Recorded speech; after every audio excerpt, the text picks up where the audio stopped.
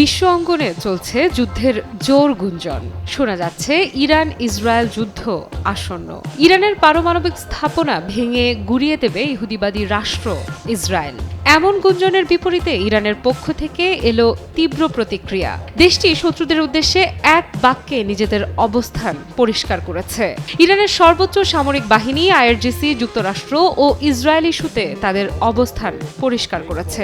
এ বিষয়ে আইআরজিসির এক শীর্ষ কমান্ডার জানিয়েছেন, আমাদের হাত ট্রিগারে রয়েছে, অর্থাৎ শত্রুর সামান্য অসঙ্গতি মেনে নিতে নারাজ তেহরান। দেশটি জানিয়েছে যুদ্ধের জন্য সম্পূর্ণ প্রস্তুত ইরান। আইআরজিসির এই শীর্ষ কমান্ডার ঘোষণা করেছেন ইসরায়েল ধ্বংস হতে চলেছে। এ সময় যুক্তরাষ্ট্রকে কটাক্ষ করে এই কমান্ডার ইরানের সর্বোচ্চ নেতা আয়াতুল্লাহ আলী খামেনির বক্তব্য পুনরাবৃত্তি করে বলেন, আমেরিকা আমাদের কিছুই করতে পারবে না। আমেরিকা ইরানের শক্তির কাছে অক্ষম।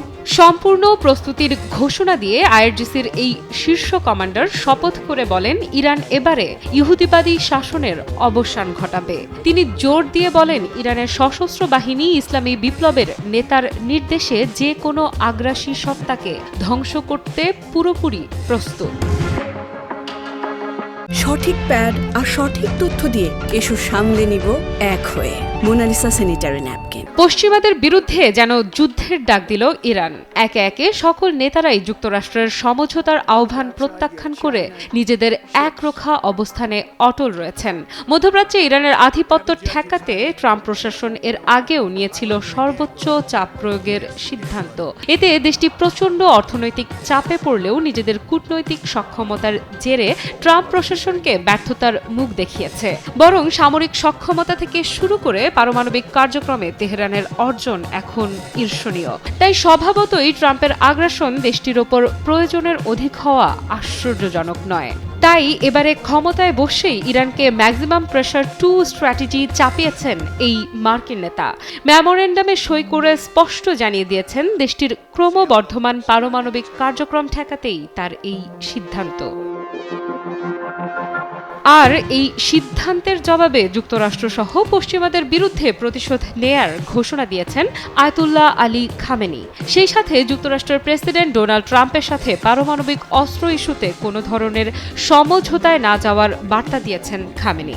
একই বক্তব্য এসেছে দেশটির পররাষ্ট্রমন্ত্রী আব্বাস আরাকচির পক্ষ থেকেও। তিনি স্পষ্ট জানিয়ে দিয়েছেন, চাপের মুখে মার্কিন যুক্তরাষ্ট্রের সাথে কোনো আলোচনায় বসবে না Iran. Abbas Araghchi maximum pressure 2 স্ট্র্যাটেজির কথা উল্লেখ করে বলেন, এটা গুরুত্বপূর্ণ নয় যে কি কথা বলা হচ্ছে বা কি সাক্ষাৎকার দেয়া হচ্ছে, বরং যে চুক্তিটা করা হয়েছে সেটাই গুরুত্বপূর্ণ। মার্কিন কর্মকর্তাদের যে নির্দেশনা দেয়া হয়েছে তা খুব পরিষ্কার, এটা ডকুমেন্টেড এবং স্বাক্ষরিত, এবং এটি তাদের কাজের মাপকাঠি। তবে ইরান কখনোই হুমকি বা চাপের কাছে মাথা নত করেনি এবং চাপের মাধ্যমে কোনো ছাড় দেয়নি, ভবিষ্যতেও দেবে না। ম্যাক্সিমাম প্রেসার ইরানের ক্ষেত্রে কখনোই কাজ করেনি। এটি একটি ব্যর্থ অভিজ্ঞতা। ইরানকে নিছক কথায় বোকা বানানো যাবে না। সবশেষে প্রেসিডেন্ট মাসুদ পেজেশকিয়ান যেন শত্রুকে আহ্বান জানিয়েছেন সম্মুখ সমরে। তার ভাষ্য, শত্রুরা যদি আমাদের 100 পারমাণবিক স্থাপনায় আঘাত করে তবে তেহরানের দেশীয় বিশেষজ্ঞরা তাৎক্ষণিকভাবে 1000 নতুন পারমাণবিক স্থাপনা তৈরি করবে।